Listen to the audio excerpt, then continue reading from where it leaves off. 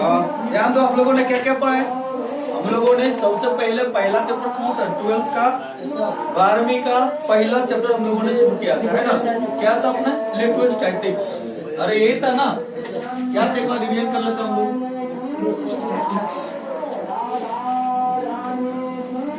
Electrostatics यही था। तो इलेक्ट्रोस्टैटिक्स का मतलब क्या था? इलेक्ट्रो का मतलब क्या था? Related to charge, related to charge. और स्टैटिक्स का मतलब क्या था? At rest. मतलब दोनों का मतलब क्या था? दोनों को मिला दिया था। तो रुका हुआ रिलेटेड टू चार्ज मतलब ये क्या है? आवेश से संबंधित। और एट रेस्ट का मतलब क्या होता है? रुका हुआ। यही ना होता है जी। तो क्या मिला अपने को? इलेक्ट्रोस्टैटिक्स के अंदर हम लोग क्या पढ़ने वाले हैं? रुका हुआ चार्ज के बारे में पढ़ रहे हैं कि नहीं? तो इस चैप्टर के अंदर में पूरा हम लोग पढ़ने वाले हैं रुका हुआ चार्ज के बारे में। मतलब अपने को दोनों को मिला देंगे, हम लोग क्या बोलेंगे? रुका हुआ चार्ज के बारे में अपने को क्या करना है? इस चैप्टर के अंदर में पूरा अपने को पढ़ना है। अब ध्यान दो, जैसे हमको यहाँ पर हम लोगों ने रुका हुआ चार्ज, तो सबसे पहले अपने को क्या पता करना होगा कि चार्ज क्या होता है? चार्ज के बारे में हम लोगों ने पढ़ा कि चार्ज मतलब हिंदी में क्या कहते हैं? इसको आवेश कहते हैं। तो आवेश के बारे में हम लोगों ने पढ़ा था, है ना? कि आवेश क्या होता है? यह किसी वस्तु का वह गुण होता है जिसके कारण यह किसी दूसरे वस्तु को क्या कर सकता है? आकर्षित या प्रतिकर्षित कर सकता है। और एक चीज पढ़ा था हम लोगों ने कि आवेश क्या होता है? किसी इलेक्ट्रॉनों के आदान प्रदान के कारण किसी वस्तु पर क्या होता है? आवेश आता है। यही पढ़ा था हम लोगों ने। अरे आया नहीं? तो ये अपना आवेश का हो गया था पूरा काम। उसके बाद हम लोगों ने पढ़ा था आवेश का प्रकार। यही पढ़ा था हम लोगों ने। आवेश के प्रकार में हम लोगों ने पढ़ा था कि आवेश दो प्रकार का होता है। पढ़े थे, एक पढ़े थे हम लोग पॉजिटिव आवेश, पॉजिटिव चार्ज, और एक पढ़ा था हम लोगों ने निगेटिव चार्ज। अरे यही पढ़ा था कि नहीं? धन आवेश और ऋण आवेश के बारे में हम लोगों ने पढ़ा था। वो धन आवेश के बारे में हम लोगों ने पढ़ा था कि धन आवेश वे आवेश होता है जिस पर क्या होता है? प्रोटॉन की संख्या ज्यादा होता है। मतलब number of proton greater than number of electron. तब बोलते थे कि वो वस्तु क्या है? पॉजिटिवली चार्ज है, मतलब धनात्मक है, धन आवेशित वस्तु है। अरे माया नहीं? या इसी को हम लोग उल्टा करके बोल सकते हैं। क्या बोल सकते हैं? कि number of electron is less than number of proton. तो उसको हम लोग क्या बोलेंगे? Positive charge body. अरे माया नहीं? धनात्मक आवेशित वस्तु। अच्छा, उसी तरीका से हम लोग ऋणात्मक वाला में क्या पढ़े थे? कि नंबर ऑफ जो इलेक्ट्रॉन होगा वो ग्रेटर देन होगा नंबर ऑफ प्रोटॉन। अरे हाँ या नहीं? मतलब अपने पास जो नेगेटिव चार्ज बॉडी होगा उस पे क्या होगा? इलेक्ट्रॉन की संख्या क्या होगा? ज्यादा होगा। किससे? प्रोटॉन की संख्या से। पढ़ा था हम लोगों ने। अच्छा, इसके बाद हम लोगों ने एक नोट के बारे में पढ़ा था। तो वो नोट अपना था आवेशहीन, जिसको हम लोग क्या करते थे? Neutral body. क्या बोलते थे? न्यूट्रल बॉडी या न्यूट्रल चार्ज के बारे में हम लोगों ने बात किया था। तो न्यूट्रल बॉडी और न्यूट्रल चार्ज का मतलब क्या था अपने को? न्यूट्रल बॉडी हो या न्यूट्रल चार्ज हो, उसका मतलब ये अपने को उसके ऊपर में number of proton equal to number of electron होता था। तो उसको हम लोग क्या करते थे? कि वो बॉडी जो है कैसा है? न्यूट्रल है, मतलब आवेशहीन है, मतलब अनावेशित है ना? अच्छा, एक चीज और ध्यान दो, हम लोगों ने ये भी बात कहा था कि न्यूट्रल बॉडी के ऊपर में ये यदि अपने से कोई पूछ ले कि कितना चार्ज होता है, तो हम लोग जीरो नहीं बोलेंगे, है ना? कितना होता है चार्ज? जितना धनात्मक आवेश होता है उतना ही ऋणात्मक आवेश होता है। मतलब यहाँ से हम लोग बोल सकते हैं धनात्मक आवेश इक्वल टू ऋणात्मक आवेश, ये बोल सकते हैं लोग। तो कभी भी अपने को पूछा जाए कि न्यूट्रल बॉडी के ऊपर में मतलब आवेशहीन वस्तु के ऊपर में कितना आवेश होता है, तो हम लोगों को आंसर यही देना है कि जितना धनावेश होता है उसके ऊपर में क्या होता है? ऋणावेश होता है। समझ पा रहे हो? बहुत बच्चा इसको क्या करता है, ये याद करके रखता है कि न्यूट्रल बॉडी या फिर अपने पास आवेशहीन वस्तु के ऊपर में चार्ज कितना होता है? 0 होता है। ये गलत है ना? 0 नहीं होता है, जितना धनात्मक होता है उतना ही ऋणात्मक होता है। अरे हाँ नहीं, लेकिन अपने को ये पूछा जाए इसी में न्यूट्रल बॉडी के ऊपर में कि अपने पास आवेशहीन वस्तु के ऊपर में कुल कितना आवेश होता है, तो क्या बोलेंगे उस केस में हम लोग? 0 के बराबर होता है, क्योंकि जितना प्रोटॉन होता है उतना ही क्या होता है? इलेक्ट्रॉन होता है। मतलब जितना धनात्मक आवेश होता है उतना ही उसके ऊपर में ऋणात्मक आवेश होता है। और दोनों को जोड़ेंगे तो कितना मिलेगा? 0 मिलेगा। क्यों जोड़ेंगे तो 0 मिलेगा? क्योंकि हम लोगों को पता है कि जो इलेक्ट्रॉन है उसके ऊपर में उतना ही ऋणात्मक आवेश होता है जितना प्रोटॉन के ऊपर में धनात्मक आवेश होता है। तो दोनों को जोड़ेंगे तो 0 हो जाएगा। तो इसलिए कुल आवेश कितना होगा? 0 होगा। किसके ऊपर में? तो न्यूट्रल बॉडी के ऊपर में, मतलब आवेशहीन वस्तु के ऊपर में कुल आवेश कितना मिलेगा अपने को? 0।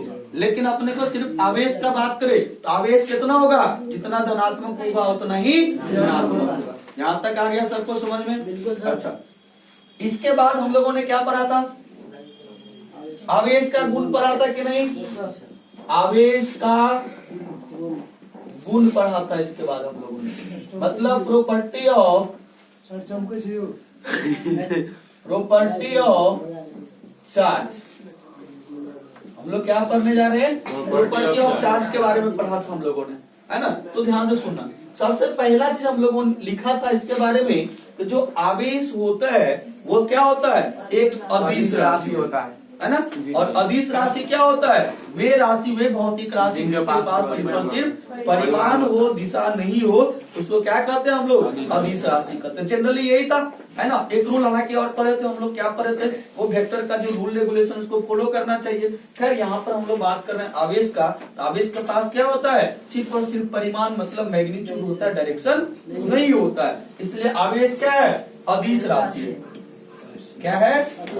अदिश राशि है। अच्छा, इसको बोलते हैं हम लोग, क्या बोलते हैं? Scalar, scalar quantity.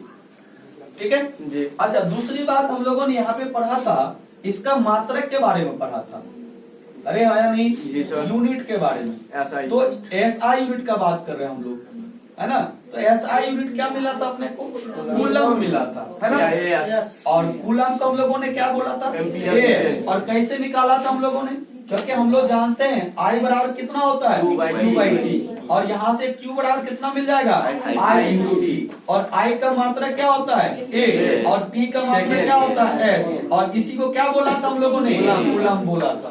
अरे माया नहीं, तो अपने को ध्यान रखना, दोनों मात्रा का ध्यान रखना है। ऐसा मात्रा या तो अपने को ऑप्शन में AS हो या कूलम लिखा हुआ हो, तो वो क्या है? अपने को आवेश का मात्रक है। नंबर 3 इसका पढ़ा था हम लोगों ने, बीमा के बारे में पढ़ा था, मतलब डायमेंशन, डायमेंशन के बारे में पढ़ा था हम लोगों ने। और बोला था कि हमेशा क्या करना अपने को? स्क्वायर ब्रैकेट के अंदर में लिखना अपने को डायमेंशन। ये डायमेंशन लिखने का रूल होता है कि हमेशा स्क्वायर ब्रैकेट में लिखना अपने को। तो स्क्वायर ब्रैकेट में हम लोग जानते हैं A × S। A मतलब क्या अपने को? करंट। तो करंट का मात्रक भी अपने, सॉरी बीमा भी हम लोग क्या लिखते हैं? A से ही लिखते हैं। तो A × S सेकेंड, सेकेंड का बीमा क्या होता है? T से, कैपिटल T लिखना है। अपने को ध्यान रखना है, हमेशा मात्रक लिखते समय हमेशा स्मॉल लेटर का यूज करते हैं जनरली। अब देखो यहाँ पर हम लोगों ने A लिखा है कैपिटल लेटर, ये 1-2 तुमको एक्सेप्शन मिलेगा, नहीं तो अपने को 99.99 है अपने को क्या मिलेगा? अपने को स्मॉल लेटर में लिखा हुआ मिलेगा। एक्चुअली हम लोग ये भी तो नहीं लिखते, हम लोग कूलम लिखते हैं यहाँ पे एक्चुअली, समझ लो? चलो ध्यान दो। तो हम लोग जब भी कभी बीमा लिखेंगे तो हमेशा कैपिटल लेटर का यूज करेंगे, हमेशा कैपिटल अल्फाबेट का यूज करेंगे, समझ पा रहे हो? और स्क्वायर ब्रैकेट में लिखेंगे तो क्या मिला अपने को? 80। अच्छा, या कभी कभी किसी किसी बुक में इसी को हम लोग क्या लिखते हैं? 80 लिखते हैं। तो ये हम लोगों ने 3 पॉइंट पढ़ा इसके बारे में। पॉइंट नंबर 4, पॉइंट नंबर 4 में हम लोगों ने क्या पढ़ा था? आवेश का संरक्षण। पढ़ा था कि नहीं? आवेश का संरक्षण का सिद्धांत। अरे यही पढ़ा था कि नहीं? Conservation of energy, conservation of charge. आवेश का संरक्षण का सिद्धांत, conservation of charge. Conservation of charge में हम लोगों ने क्या पढ़ा था? हम लोगों ने बोला था कि कंजर्वेशन का मतलब है कि कंजर्व रहना, मतलब इतना पहले था उतना ही बाद में रहना, मतलब संरक्षित रहना, है ना। तो आवेश का संरक्षण का सिद्धांत का मतलब ये है अपने को कि आवेश का न तो निर्माण किया जा सकता है और न ही आवेश को नष्ट किया जा सकता है, परंतु आवेश को एक वस्तु से दूसरे वस्तु में स्थानांतरित मतलब ट्रांसफर किया जा सकता है। समझ पा रहे हो? इसको ये क्या था अपने को? आवेश का संरक्षण का सिद्धांत। आवेश का संरक्षण का सिद्धांत क्या था? आवेश का संरक्षण के सिद्धांत के अनुसार क्या कर सकते हैं हम लोग कि आवेश का न तो निर्माण किया जा सकता है और न ही आवेश को नष्ट किया जा सकता है, परंतु आवेश को एक वस्तु से दूसरे वस्तु में स्थानांतरित या फिर ट्रांसफर किया जा सकता है। समझ पा रहे हो?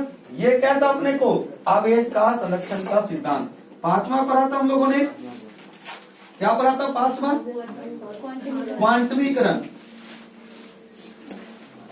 क्वांटमीकरण इंग्लिश में कहते हैं इसको क्वांटाइजेशन।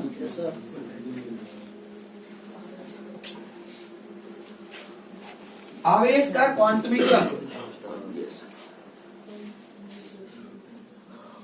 आवेश का क्वांटमीकरण। अब ध्यान दो, आवेश का क्वांटमीकरण के अंतर्गत हम लोगों ने कहा था कि किसी वस्तु के ऊपर में कुल आवेश जो Q होता है वो N इंटू E के बराबर होता है। पढ़ा था हम लोगों ने? किसी वस्तु के ऊपर में कुल आवेश Q जो होगा वो N इंटू E के बराबर होगा, जहां पर स्मॉल n क्या है अपने को? कोई पूर्णांक संख्या, कोई पूर्णांक संख्या।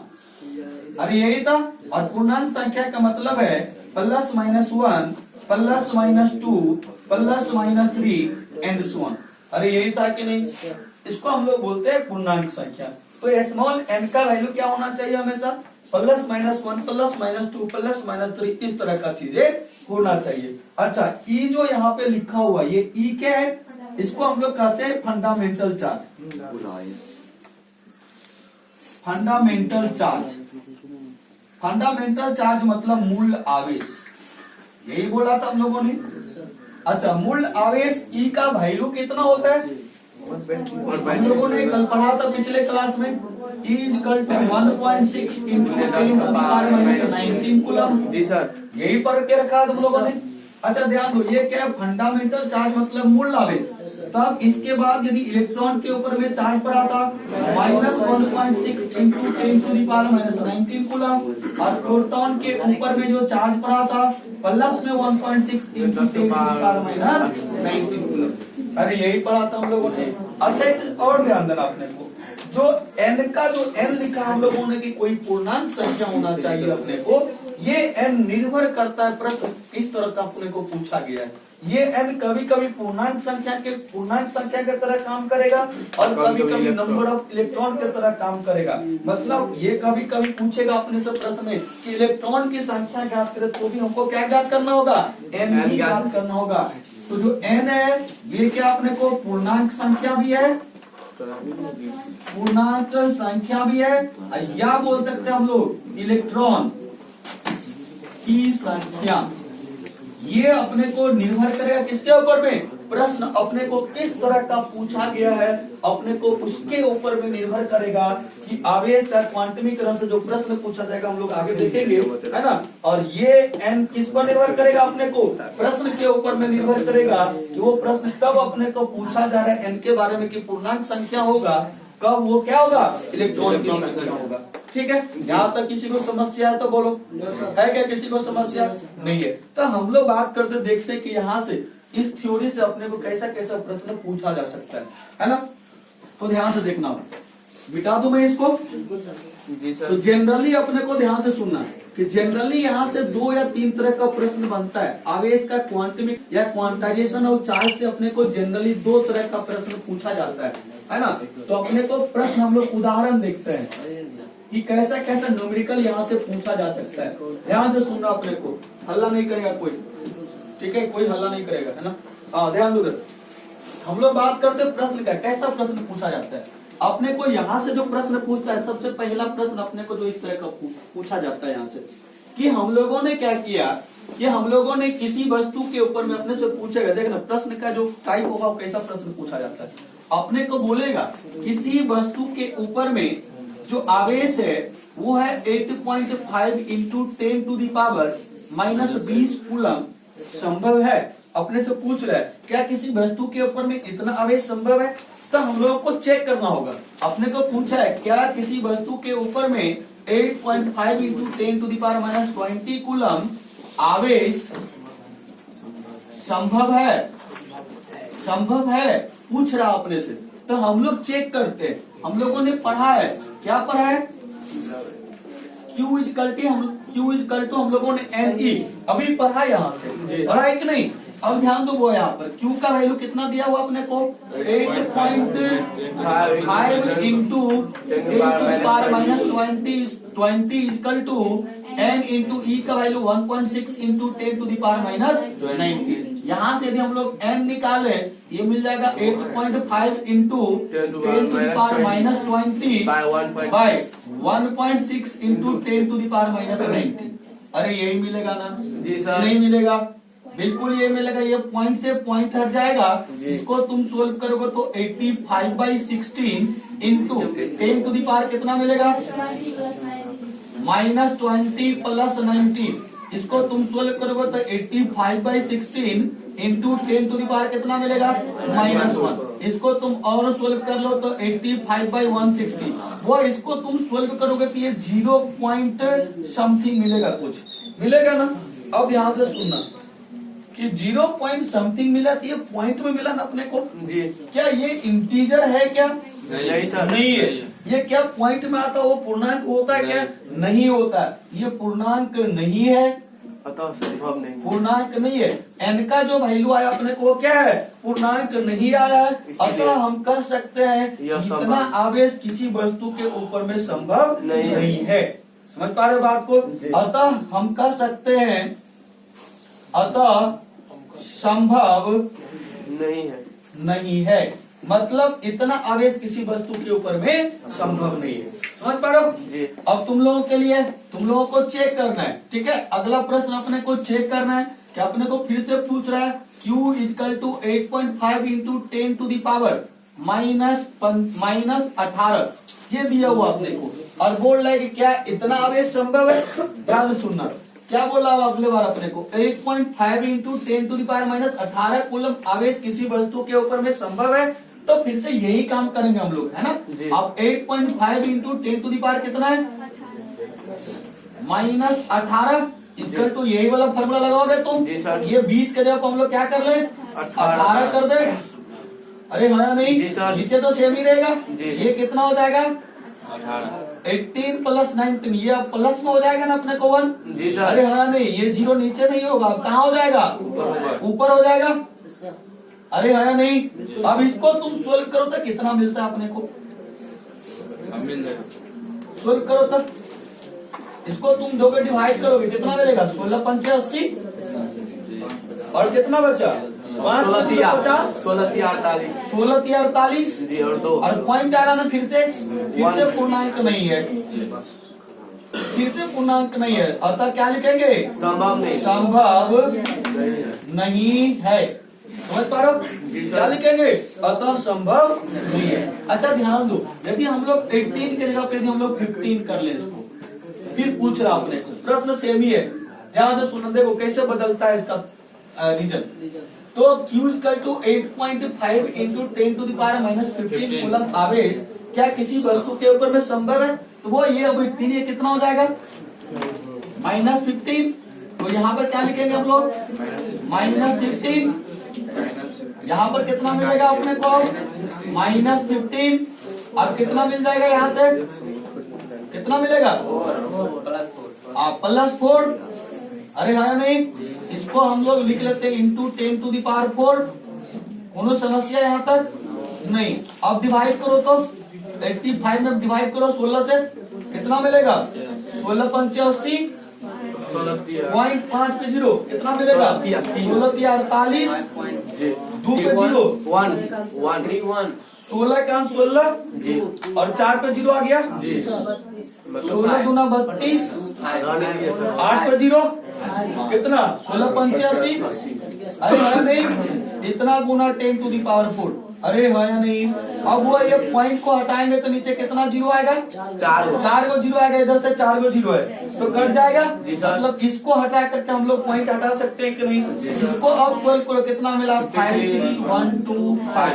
अब ये पूर्णांक है कि नहीं, है सर ये पूर्णांक है ना। जी सर अतः इतना आवेश संभव है, संभव है। अतः संभव है। है। तो अपने को ध्यान रखना है ना, इस तरह का वो पैटर्न बनता अपने को, ठीक है। अब दूसरा पैटर्न मैं इसको मिटा रहा हूँ।